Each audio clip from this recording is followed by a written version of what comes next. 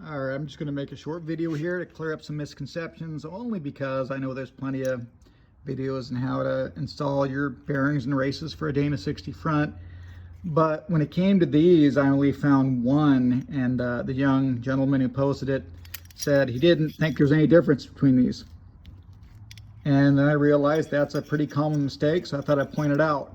So once you have the assembly on, yeah, you do have two of, well, it's a lock washer. Got two of these.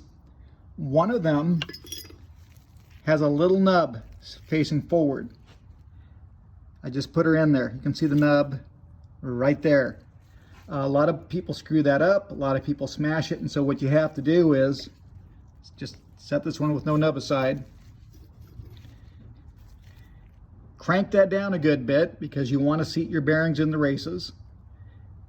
And then this, you see it has a slot. That has a slot. And it has all these indexing holes. That has to slip over that little nub.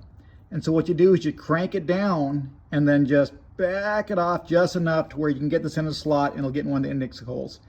And it's better to be a hair on the looser side than too tight, because that's just premature wear in the bearings. But that's all I wanted to mention. There is a difference between these two.